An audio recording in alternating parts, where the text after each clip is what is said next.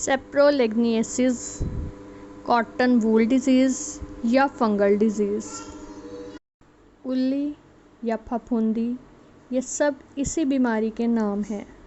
یہ بیماری مچھلی کی جلد، پنکھوں، مچھلی کے سر، منہ اور مچھلی کے گلپھڑوں کو سب سے زیادہ متاثر کرتی ہے۔ اس بیماری میں مچھلی کے اوپر پھپھوندی سی لگ جاتی ہے جس کا رنگ سفید یا بھورا ہوتا ہے۔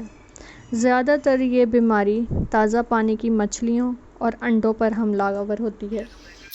یہ بیماری داغا نما نباتات جسے ہم کہتے ہیں سیپرولیگنیا، اس سے پھیلتی ہے۔ شروع میں ایک دھاگا سا بنتا ہے جسے ہم سائنٹیفک زبان میں کہتے ہیں ہائفی۔ جب بہت سے ہائفی جمع ہو جاتے ہیں تو وہ بن جاتا ہے وہاں پر مائسیلیم۔ اس مائسیلیم یا ہائفی کی ٹپس بالکل اینڈ سے تھوڑی سی پھولی ہوتی ہے، گول نماسی ہوتی ہے۔ اس کے اندر چھوٹے چھوٹے سے دانے ہوتے ہیں جنہیں ہم کہتے ہیں سپورز، یا آپ کہہ سکتے ہیں یہ اس بیماری کے جراثیم ہیں۔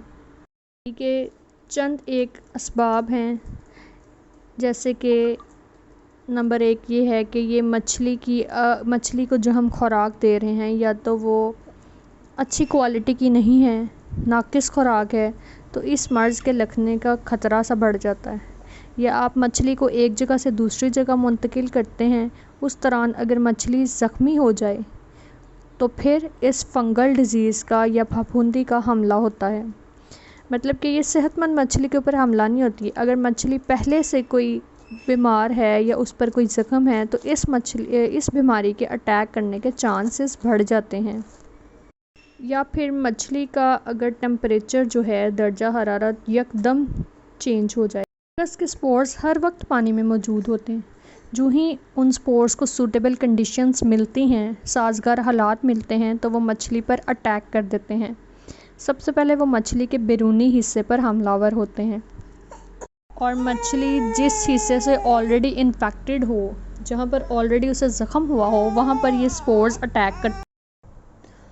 اس بیماری کی چند ایک علامات ہیں۔ ابتدا میں اس بیماری کی کوئی علامات ظاہر نہیں ہوتی۔ مچھلی کی بیرونی جلد پر، منہ پر، اس کے پنکھوں پر، اس کے گلپھڑوں پر روئی کے گالے سے بن جاتے ہیں۔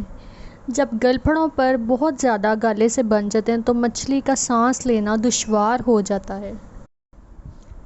مچھلی اپنے جسم کو ٹھوس چیزوں کے ساتھ رگڑتی ہے۔ جوں جوں یہ بیماری بڑھتی ہے، مچھلی پر بیکٹیریا کا حملہ بھی ہوتا رہتا ہے اور مچھلی کمزور ہو جاتی ہے۔ اگر بروقت اس کا علاج نہ کیا جائے تو وہ مر جاتی ہے۔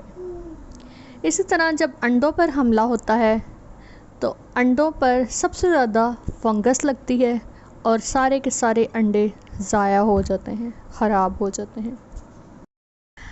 آج کل آپ جو استعمال کر سکتے ہیں وہ 2 چیزیں ہیں۔